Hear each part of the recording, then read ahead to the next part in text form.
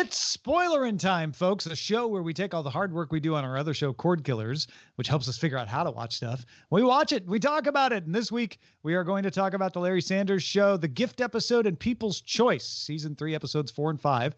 Talk about Picard, Episodes 6 through 8, The New Pope, Episodes 8 and 9, 9's the finale, Westworld Premiere, Season 3, Episode 1, Locke Key, Episodes 5 and 6, and Better Call Saul, Episode 4. Wow, it's peak TV while we still have it. I'm Tom Merritt. He's Brian Brushwood. I'm Brian Brushwood, and most importantly, I figured out the irony is the only time I have enough time to watch all these shows and get caught up on them is when I'm so sick that I have to miss the discussion last week. I apologize for being out on that. Yeah, and by the way, Brian was just sick with a normal illness. It was, as far as we know, not that we can't say. No. Well, what's funny is a quick sidebar.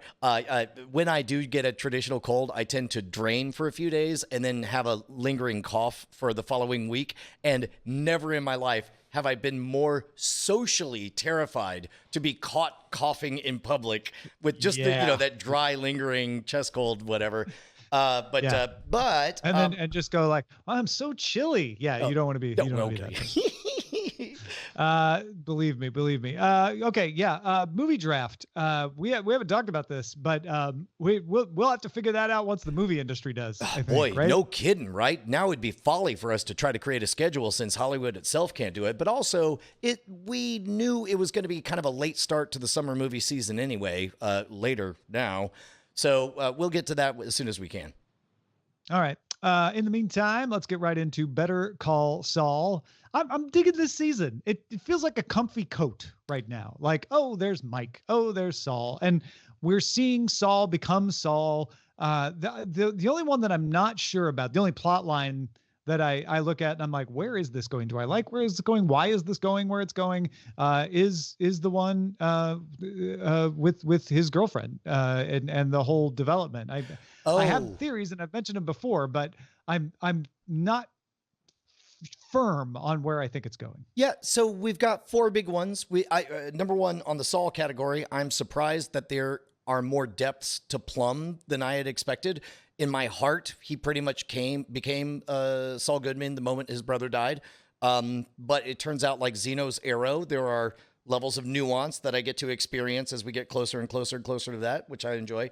The Nacho stuff I think is fantastic. Really excited to see where this goes. I wouldn't be surprised if we see a spin-off series all about Nacho. That would be amazing. The Mike Ehrmantraut stuff is at its weakest right now because they're not giving me anything to work with outside of he's sad that he used to be a good guy and now he's a piece of garbage who works for bad guys. They're keeping him on simmer. They don't want you to forget about him, so they show you him being sad and getting into trouble and letting himself get beat up in this last episode instead of beating someone else up. But he returns the favor. I mean, he takes that dude down. He lets him have the first punch. But the Kim stuff, they got a free pass on Kim because Kim Wexler is clearly setting up something that's going to pay off in the future timeline. They can go literally anywhere they want with the Kim Wexler stuff, and I will be on board the entire time. Also, speaking of Kim's story, she goes and works on that kind of eminent domain situation where they're trying to boot the guy off his property. Do you know who that guy is? The guy on the property?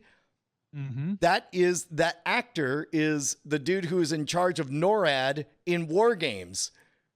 He's the guy who takes them to DEF CON 1. I've forgotten he did that. I know he is beloved, and I do call him poor man's Brian Ibbott out of love. Oh, yes. Barry Corbin. I thought he was War Games. I forgot he was War Games. Yeah. That is one of those moments where I really have to thank the desktop experience and watching with that Amazon X-ray. It's so great because you just find yourself pausing and then you see out of the corner of your eye like, wait, that's the guy who did the thing? Oh, that's amazing. Anything else on Better Call Saul? No, not really. It's much better a season than I dared hope. I think it's better than last season by a long way. I will now take a slight back seat and try not to spoil anything because I've finished Locke and Key, but you guys want to talk about 5 and 6, right? Yeah. Spoiler alert on our spoiler alert. Bryce is not loving these last couple episodes, and I'm inclined to agree. I'm having trouble because Kinsey and Dobby, what's the little guy's name? Bodhi. Bodhi Quest. Bodhi. He's not a house elf. Both of them are making the same exact mistakes and have been for episode 5 and episode 6. And anytime I see Bodhi get a key and this, but he put on a helmet, so he's going to be safe. No, you idiot. No, you stupid child. You're going to die. You're going to get killed because you're like, they don't grasp how like dangerous this stuff is. The show has convinced me that these are dangerous and powerful tools. These kids don't seem to get it. And not to be, but in the comics guy, but in the comics, they do an effective job of conveying that while they are dangerous and powerful, they're also whimsical in a way that they are meant to only be handled by children. But meanwhile, the disappointing, number one, these 2 episodes are when I have really felt the limitations of their budget. And that's a real bummer. And again, I suspect that we wouldn't dislike them as much if we were just burning through everything straight through. And in fact, I would like to suggest maybe we just rip the Band-Aid off and just do the last 3 straight through. I think that's what we have to do because I definitely don't want to talk about this for 3 more weeks for sure. Yeah. I will try to get all of this knocked down next week, but I need the upturn. Ripped through them and enjoyed them. Yeah. Okay. Yeah. And again, I can't divorce, Tom, how much of my enjoyment because you're not married is seeing a re-envisioning of the comic book story. Like I can't unknow the graphic novel. And this is where my inability to remember Barry Corbin's name, because I needed to know that last week, not this week, serves me well. When I was watching Locke Key, I'm like, yeah, I kind of remember where this is going, but not really. And that helps tremendously. Because when I do know a text really well and then watch movie or TV show, same thing as what you're describing. So yeah, let's move along. Oh, sorry. Bryce, what else we got? I'm also feeling the CW-ness of it, especially the cave scene. Very CW and very like, I don't know why Kinsey's acting like this. I don't know why her friend is acting like this, the guy that she makes out with at the end of that episode. I don't know where that's coming from, whether she put a spell on him or something, but he's hopped up on that magic and he's like the kid with the gun. Wait, what? Remember the kid with the gun that kills their dad, and that kid is hopped up because he wants the magic? Yeah. I bet that's... There's also, to me, Max CW-ness is in the depiction of the Omega Door. Is that the door in the cave? Yeah. They call the episode the Black Door? Yeah, or it's the Black Door. Did you notice that it's in the shape of the Omega symbol? Oh, I thought it was like in the shape of a key, but it does look like an Omega. Yeah. It's more like a hobbit hole. Yes, it does. And again, there are things you can hint at that sound mysterious and transcendent. And then when you say them out loud and flat, they sound silly and dumb. And this is the CW-ness of the whole thing. And there's kind of no... There's no getting around it. That's just, you got to say they're magic keys and they open doors and stuff, I guess. We'll try to knock it out next week, though. All right. Let's talk about Westworld. Another one that we know, in general, people enjoy more if they binge it. But I texted Brian and Bryce this weekend and said, I'm going to watch it. I'm not going to wait. I'm not going to binge it. I'm going to watch it. And I watched it. And it wasn't bad. I just felt like it was long. What did you guys think? I tried to watch it last night. I got 10 minutes in and I hate slept instead. And then I woke up this morning and I tried to remember what I saw in that first 10 minutes. And I think that first 10 minutes is just the Dolores in the house, killing the guy in the house. And then I went was super cool. And then I went back and rewatched it and I was like, that's not bad. And then I skipped the opening credit sequence because I'm like, yeah, I get it. You're making a different animal this time. Whatever. Skip. But they use red in it this time. Yes, exactly. And then I watched it. I'm like, all right, go ahead. Impress me, Westworld. And then guess what they did? They super impressed me. It was great. Straight up Terminator story, straight up intrigue, straight up everything in the outside world, straight up Bernard in hiding. Bernard using himself as an antagonist and an ally at the same time, investigating himself, interrogating himself, or whatever. It's like he partitioned himself or something. Yeah. Yes, I loved everything about it. And by the end, I was like, oh my God, I think I'm going to love this. And then they got to that part. I didn't even mind the part where he hands a wad of money and says, show me to Westworld. And I didn't even mind that until the boat left. And I realized, shit, we're going to have to go back to Westworld, aren't we? and I was like, "Grr." and then I was like, okay, I don't normally stick around for the next week on, but I did. And it's a good thing I did, because apparently now that dumb after credits, will they, won't they, is happening again. We're just doing it now. The Outsider did it. Now the Westworld's doing it. I don't like it. I did cackle when, because I'd seen the trailer, and the trailers for Westworld show I don't know if we call it Eastworld or whatever, but a Nazi, a Nazi world. Nazi world, yeah. But WW2 world, yeah. Yeah, and I cackled at it because I was like, oh, they're gonna make a Nazi world, sure. All right, that's great. And Maeve's in it, like, because then now she's got to get out, and I think there's a lot of good questions about that. Because did Maeve escape Westworld? Yeah, but then she went back. Like, she was home free with, and then turned around and came back. Oh yeah, and she came back. Okay, yeah. So that'll be interesting to see. Also, what do you think of Aaron Paul as Caleb? I liked Caleb's character. I liked the sort of the virtual assistant of his dead friend, and how that was portrayed. I liked that we built up the motivation of him as a guy who, just trying to be moral, but doing what he needs to survive. And that seems perfect to be the new Teddy for Dolores. It just, again, going back to what I said at the very beginning, everything just took a lot longer than I felt like it needed to. Like I was on board for the world they were building. I was on board for the characterizations. I was even on board for having the Scottish Teddy, which I think that's actually Teddy inside the Scottish body that they made to replace him. Isn't that the guy from The Expanse too, by the way? Is it the same guy? Anyway, I really was on board with it all on paper. It just didn't feel exciting watching it for me. I soaked in the outside world. To me, this episode was the first decent bit of fresh air I've gotten in the entire series. Everything has felt like looking at the world through the sliver in a single darning needle. And then now I'm actually getting to see the world. So I was way dialed in on how a world of such opulent beauty and incredible aesthetics could look so ugly and crappy to Aaron Paul. Like I dug that fusion. I dug the complication of trying to get away with even a single crime in a world where there's infinite cameras and AIs everywhere.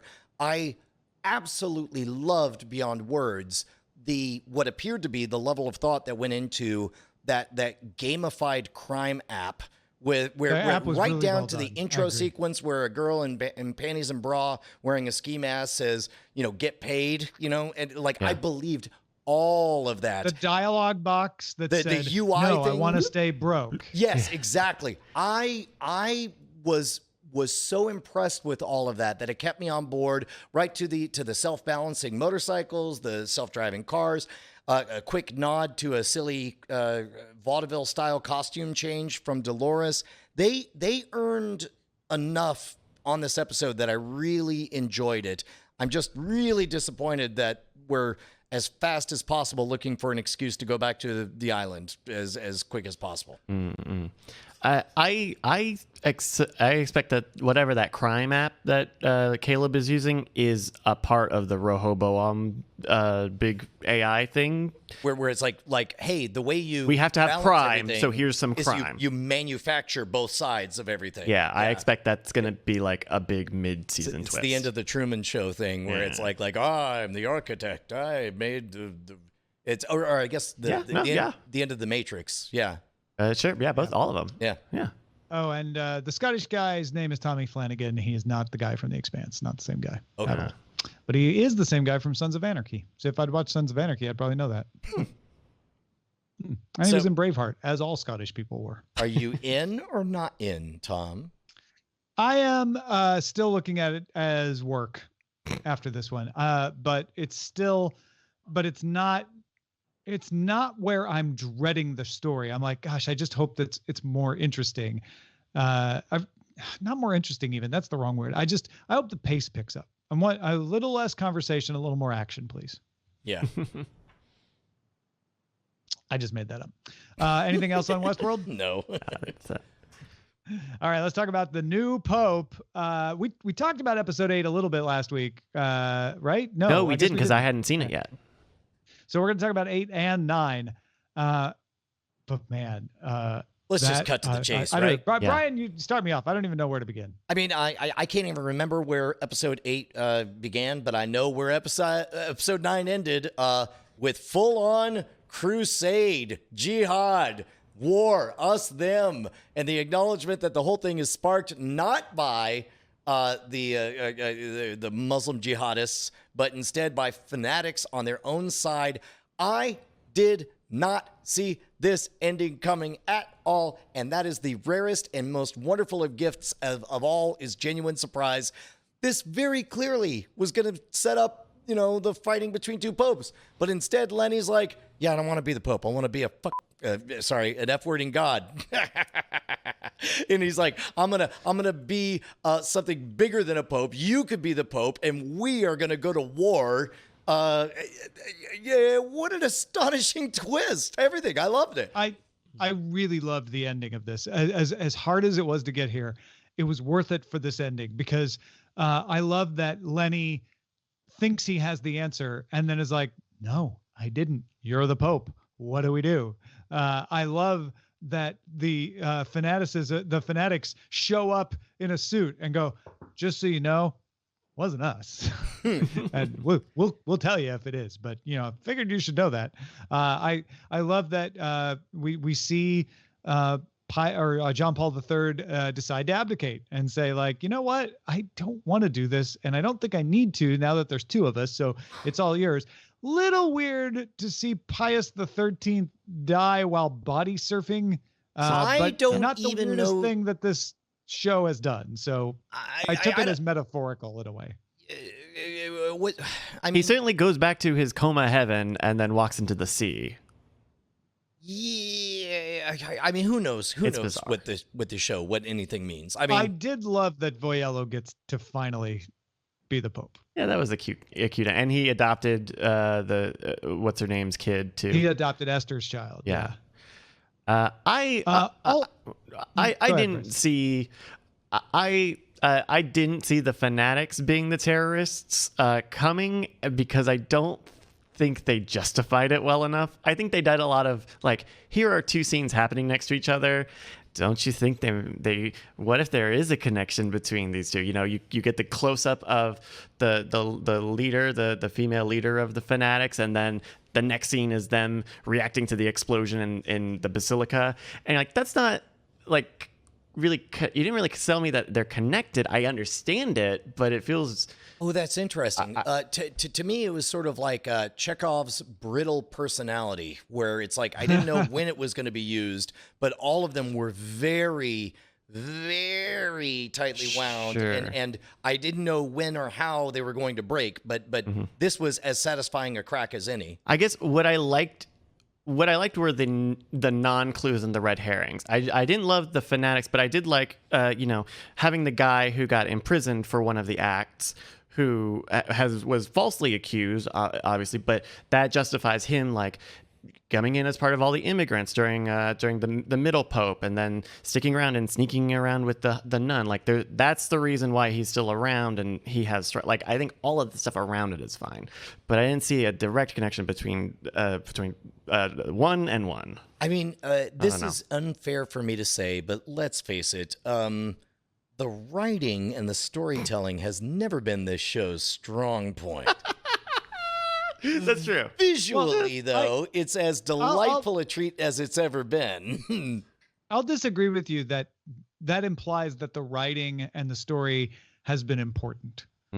Agreed. It's not. This is not that. The writing and story are done as secondary things in service of the greater metaphor, of the greater visual, of the setting of a mood. And this is a very different kind of show. And because of that, you do have to wade through some things and sort of change your expectations if you're going to enjoy it. If you're not willing to change your expectations, you're not going to enjoy it because it's not going to give you that stuff. I mean, I tell you what, if you walk into that bar and you are comfortable with the idea of the new pope being the new popiest new pope that it's ever new poped, then you're going to be real happy with how new that pope is. I will if you're say, like, wait, this is a new pope bar? I want a young pope. I'm a young pope generation. I really did like John Paul's speech. I thought that was really beautiful. His speech to sort of the new potential converts to Catholicism. I thought that was a very sweet, very beautiful speech. I think the only time we ever see him kind of really be popely just happens to be one of the second to last speeches he ever gives. Well, and also I was convinced Isn't watching that the one speech, that John Paul III told him what to say? No, not the Declaration of War, but the one to all the punks. It was like, we've all been beat up and the one that marginalized. sounded to my ears, I'm like, oh, Lenny will not like this, what sounds like a reform of the church to support gay marriage and all this other stuff. Like, Lenny won't approve of this at all. But instead, you're talking about John Paul III's actual speech. Yes. Which is I liked being surprised by that. I was like, okay, I get it. The old hardliner is not going to like this new feel good approach, but instead that's not what we got at all. And instead it's just like, what say we go to war in the Middle East? I don't know. It's a great speech, but I really love Girolamo's eulogy by Voyello. That was very touching. We talked about it offline the other day because it's very sweet. It's like it's him spending all of his political power to give this disabled child a history that he never had and friends and popularity. Give him the gift of, if not the actual life he deserved, the memory, at least the legacy of that life. Which I thought, And what's beautiful about it is it shows that Voyello isn't inhuman.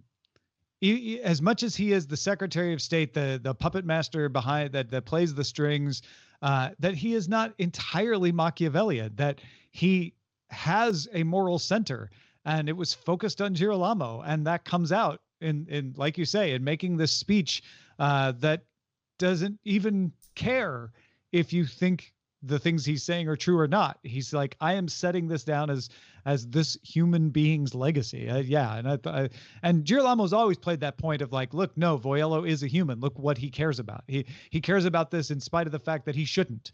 He doesn't use Girolamo to show off like, look, I'm such a good guy. Well, and really, like, you get the idea that he really does love Girolamo. I like the fact that we spent so much time over the last 2 seasons just vaguely wondering, like, okay, what's his angle with this? And now it's totally put to bed. There is no angle. He just loved the boy dearly, especially and because wants to give him this send off. At the beginning of showing their relationship, you kind of get the sense that he has befriended Girolamo because he's not able to communicate very much, and thus because he has limited input-output with the rest of the world, he is a safe place for all those, like, very innocent, confessional or whatever. Right. Yeah. But he truly, I mean, that's a part of it, but they clearly have this deep friendship that blossoms into that funeral, which is just gorgeous. All right, let's talk about Picard, episodes 6 through 8. I'll just put it out there right in front as a Star Trek nerd who's in the middle of rewatching Deep Space Nine, loves TNG and Voyager. All the sentimentality beats work on me. All the sort of like we're giving you that reunion that you wanted, but in a way that isn't schlocky. It's motivated by the plot. Here's Riker and Picard back together again.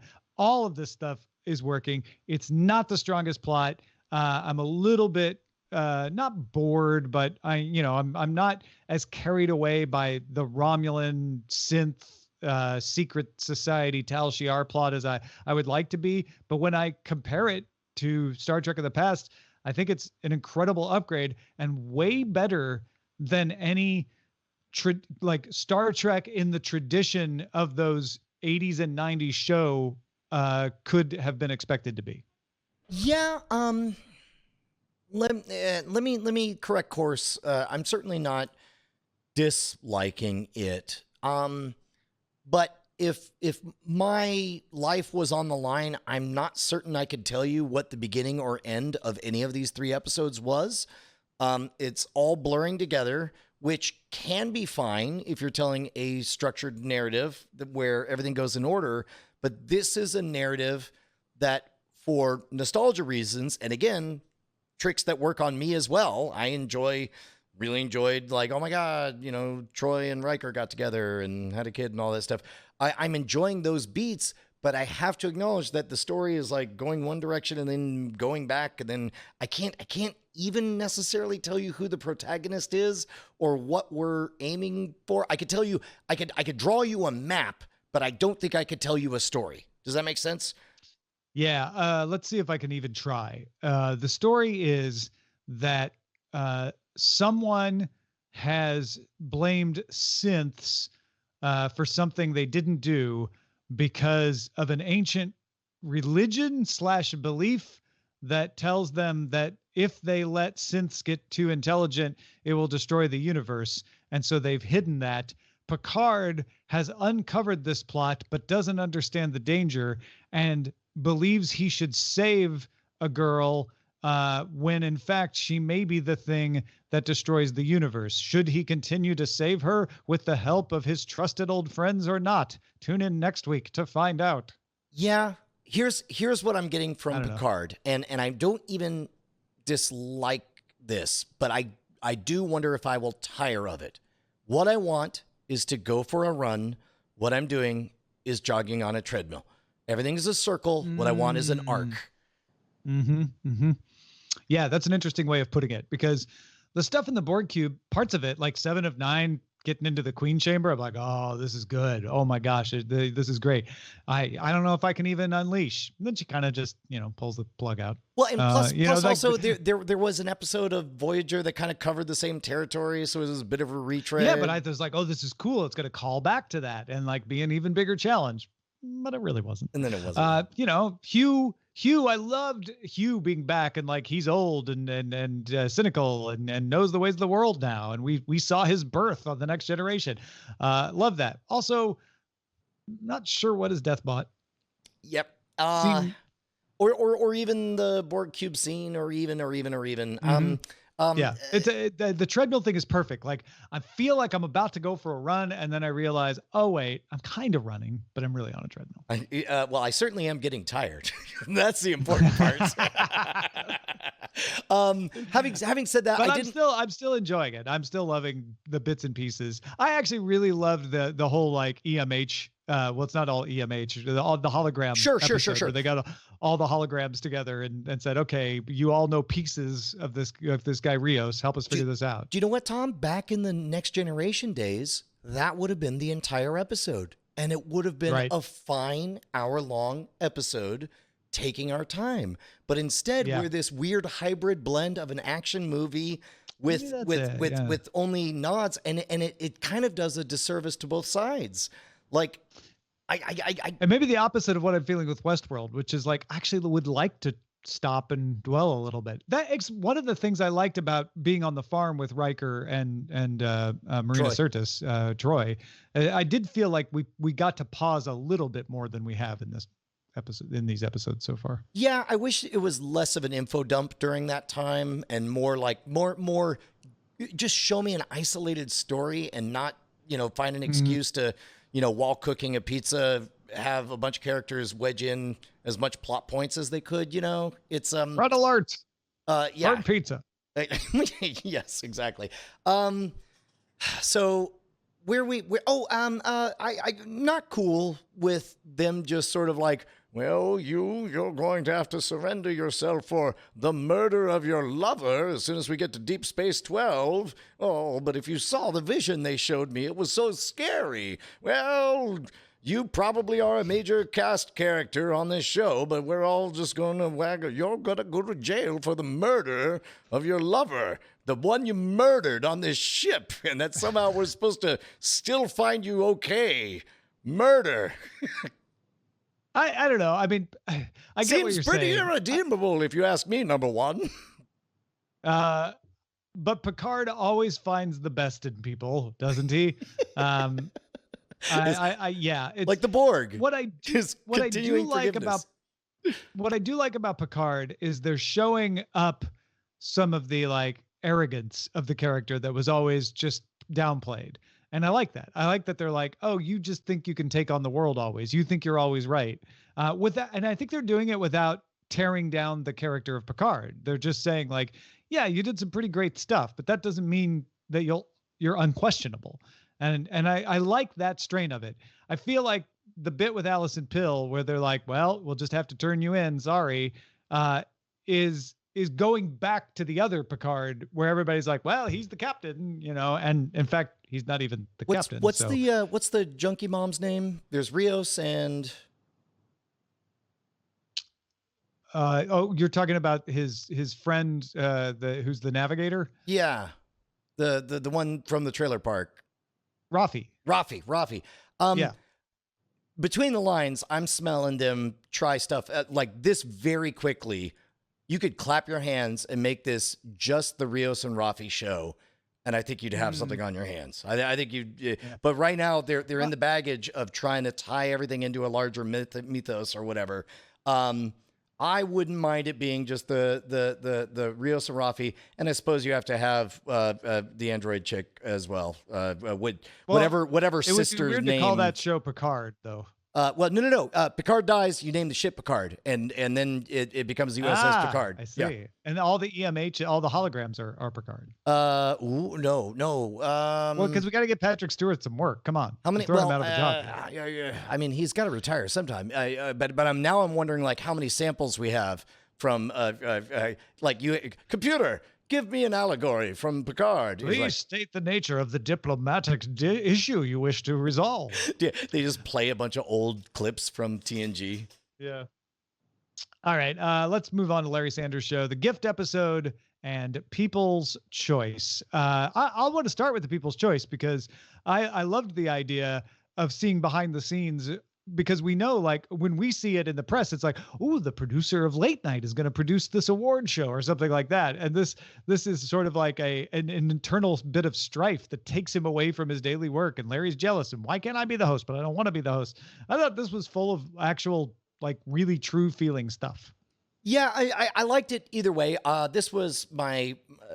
I think my favorite of the two because I'm having a hard time remembering many of the details of the gift episode. The Danny DeVito one? The gift episode was all about getting Danny DeVito. Oh, on that's the show. right. And Just go away, Janine Garofalo. That's right. And then meanwhile, Janine Garofalo's, throwing herself to the wolves, staking her whole career on getting Danny DeVito onto the show. Yeah, no, I like the People's Choice one more because it was anytime it plays with the bizarre interference of what an outsider knows is obviously the best business choice, but when you treat Larry Sanders as a delicate and brittle resource that needs to be managed, and he himself knows that he needs to be managed and he needs to be puffed up in the right ways, but not so puffed up that he actually goes for a thing. Those tend to be my favorite episodes. And this one definitely delivered that in spades where, you wanted to be invited and then he didn't want to do it, but then he did want to do it. And then everything just gets ugly from there. Yeah, that was a finely crafted episode. I very much enjoyed that. And of course, a good Artie episode as well. Mm-hmm. The gift episode, I thought Janine Garofalo was actually pretty good. I felt like Danny DeVito looked older there than he does now. A lot of gray for Danny DeVito. Maybe that's all it was, is he stopped, letting the gray show lately or something. Oh, yeah, no. I mean, he's definitely he's definitely taking a Sharpie marker to, you watch some Always Sunny. He might as well be just drawing on the sides. But it was fun to see Danny DeVito, but that's about all I have to say on that one. Yeah, but also Danny DeVito, back when, and look, I'm sure he can be sharp when he wants to, but lately he's done a lot of portraying himself as a cartoon. But to see him portraying himself as sharp and on point was fun again. As himself. Yeah, that's a good point. All right, folks, that is a lot of stuff. A lot of it has gone away. New Pope's done. Better Call Saul is still going on. Picard's still going on. We will be talking about Westworld and Larry Sanders. So keep on those for next week. Thanks everybody for supporting us. Patreon.com/Cordkillers. We know it's a crazy time, and we're happy that you make it possible for us to be here and entertain you and distract you a little bit during this time. And we'll see you again next time. Hells yes.